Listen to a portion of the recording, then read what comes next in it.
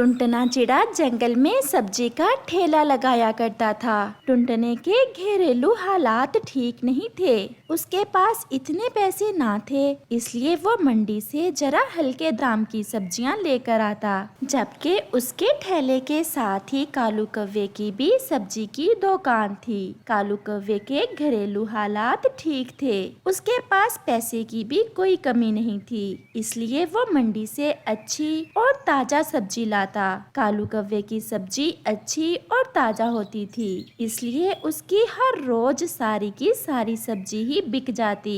जबकि टुनटने की सब्जी कम ही बिकती। केवल 2-4 गरीब पक्षी ही उससे सब्जी लेकर जाते। टुनटने, वैसे गरीब की भी कोई जिंदगी नहीं है। तुम ऐसे ही ये गली सड़ी सब्जी बेचकर अपना समय जाया कर रहे हो। मेरी मान, तू जाकर जंगल के बीच में भिखारी बनकर बैठ जा और मांगने लग जा। जितने पैसे तू यहाँ से कमा कर ले जाता है, भिखारी बनकर उससे ज्यादा ही कमा लोगे। कालू, तुझे बहुत गरूर है कि तुम अमीर सब्जी फरोश हो। तुम्हारी सारी सब्जी बिक जाती है, इसीलिए तुम मुझसे ऐसी बातें कर रहे हो। लेकिन मुझे भी अपने ऊपर पूरा विश्वास है कि एक ना एक दिन मैं भी तुम्हारी तरह जरूर कामयाब होऊंगा। उसी दिन बताना मुझे जिस दिन तू कामयाब हुआ। फिर टुनटना वहाँ से चला जाता है। पति जी, आप आगे, घर का राशन खत्म हुआ पड़ा है। मैं और माँ जी आपका ही इंतजार कर रही थी कि आप आए और हमें राशन ला कर दें। राशन कहाँ से ला कर दूं? आज तो मेरी सब्जी ही नहीं बिकी। भला कोई बासी सब्जियां लेता है मुझसे? उस कालू की तो सारी सब्जी ही बिक जाती है। माँ जी और पति जी, मेरे दिमाग में एक विचार आ रहा है। हमारे पास थोड़ी सी जमीन तो पड़ी है, क्यों ना हम उस जमीन में सब्जियां काश्त कर लें। हम मेहनत करेंगे तो अच्छी सब्जियां उग जाएंगी। अरे बहू, ये तो तूने बहुत अच्छी सलाह दी है। ऐसे तो हमारी खुद की ताजा ताजा सब्जियां हुआ करेंगी और अच्छे दामों बिक जाया करेंगी। फिर टूनी और उसका पति टुनटना मिलकर अपने खेत में सब्जी के बीज लगाते हैं। वो खूब मेहनत करते हैं और उनकी बहुत अच्छी सब्जी तैयार होती है। इस तरह टूनी और उसकी सास टुनटने को सब्जी तोड़ कर देती और वो बाजार में जाकर सब्जी बेच आता। अब उनके घर के हालात कुछ ठीक होने लगे थे। एक दिन सुबह जंगल में गहरे बादल आ जाते हैं। माँ, मैं सब्जी बेच कर आता हूँ। आप ऐसा करें, टूनी और आप मिलकर सारी सब्जी तोड़ लें आज। मुझे आज मौसम ठीक नहीं लग रहा। अगर बारिश आ गई तो हमारी सब्जियां खराब हो जाएंगी। ठीक है बेटा, तू जा।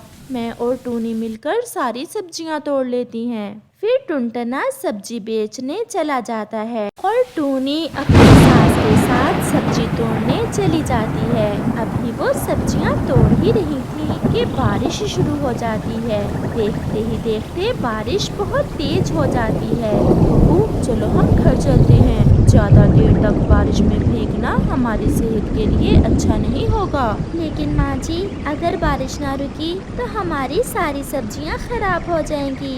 बेटा, हो सकता है बारिश थोड़ी देर में रुक जाए, तो फिर हम आकर सब्जी तोड़ लेंगे। फिर वो दोनों सास बहू अपने घर चली जाती हैं। टुनटना भी सब्जी बेचकर आ जाता है। माँ, क्या सब्जी तोड़ लिया आपने? कहाँ बेटा, मैं और टूनी सब्जी तोड़ रही थी कि बरसात शुरू हो गई। अब बरसात रुकती है तो हम जाते हैं सब्जी तोड़ने।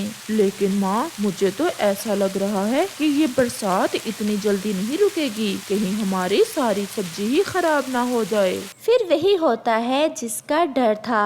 उनकी सारी सब्जी ही तेज बरसात होने के कारण खराब हो जाती है। उनका सारा खेत ही पानी से भर चुका था। टुनटना उदास होकर अपने खेत के पास बैठा हुआ था कि वहाँ कालू कौवा आ जाता है। सुना बे टुनटने, ऐसे मुंह लटकाए क्यों बैठे हो?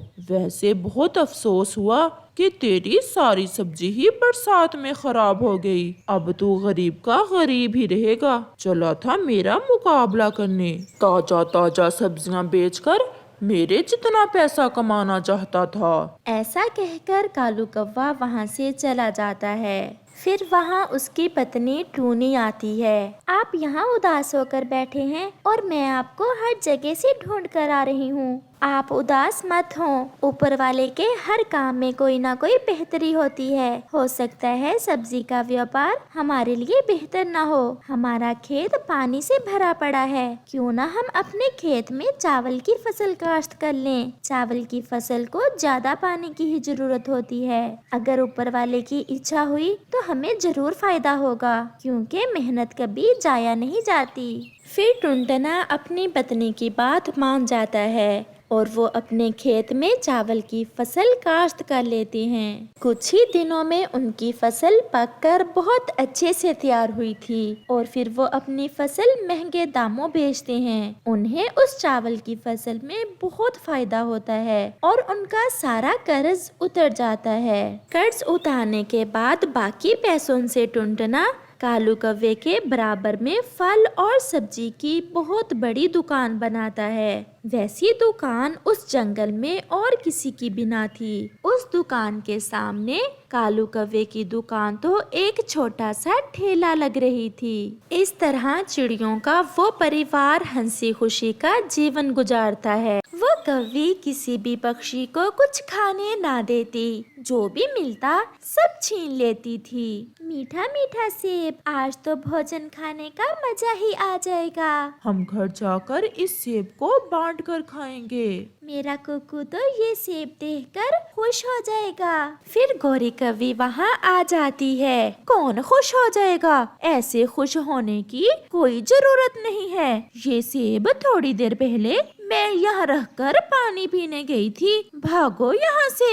ऐसे कैसे भाग जाएं? पहले हमने इस सेब को देखा है। क्या लड़ना है गौरी से?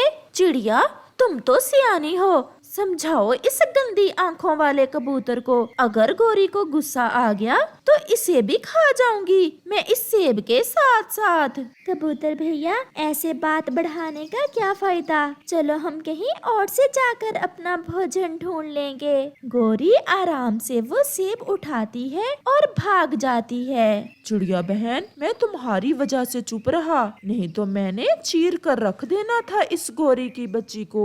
आज क्या लाई है मेरी पत्नी जी मेरे लिए?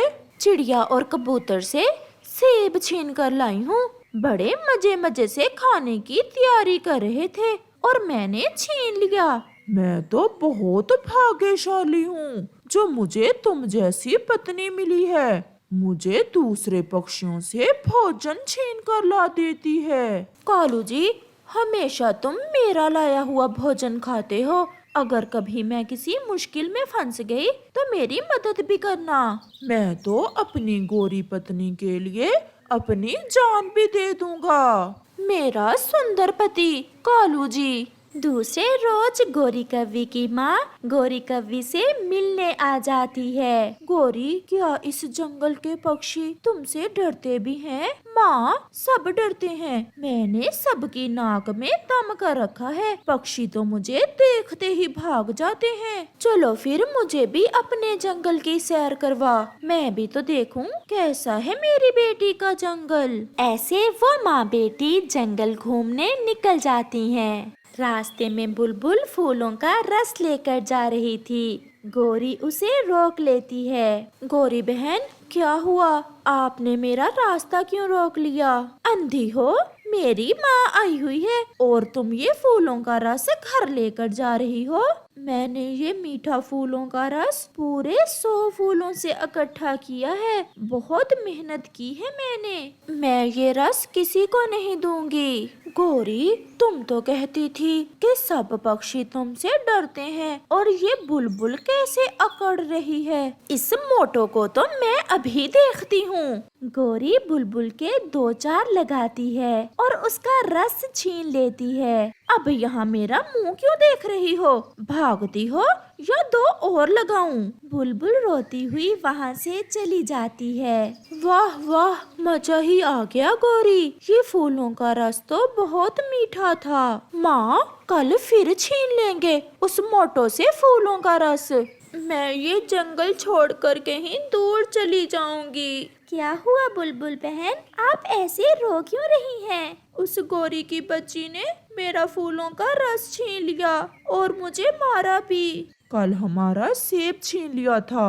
और एक दिन मेरी देसी घी की चूरी छीन कर खा गई थी। आज तो उसकी माँ भी साथ थी। मैंने सोचा कि वो बूढ़ी गोरी को समझाएगी, मगर वो तो गोरी से भी बड़ी शैतान है।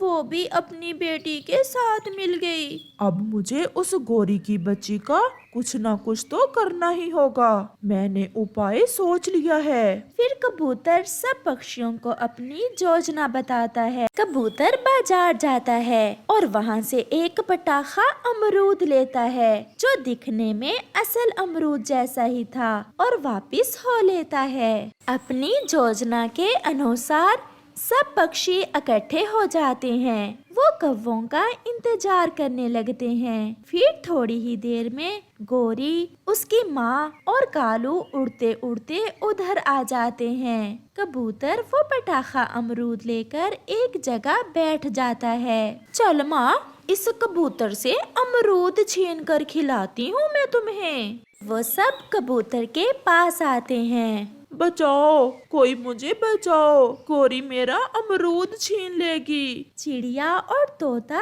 दूर बैठे थे। ना बाबा ना, हम में इतनी हिम्मत नहीं कि गोरी डॉन से पंगा लें। देखा माँ, आपकी बेटी से कैसे डरते हैं पक्षी। गोरी गोरी, मुझे मारना ना, ये अमरूद आप खा लो। ऐसा कहते हुए कबूतर वो पटाखा अमरूद वहीं छोड़कर चिड़िया के पास चला जाता है। गोरी जैसे ही उस अमरूद पर अपनी चोंच मारती है, वो पटाखा अमरूद तो जोर से फट जाता है। गोरी, उसकी माँ और कालू के तो सारे पंख उड़ जाते हैं और वो काले तो थे ही, परंतु अब और भी काले हो जाते हैं, जिन्हें देख सब हंस रहे थे। मार दिया कबूतर, मार दिया, मैं तो गंजी ही हो गई हूँ। ऐसे उन्हें बुरे काम की सजा मिलती है।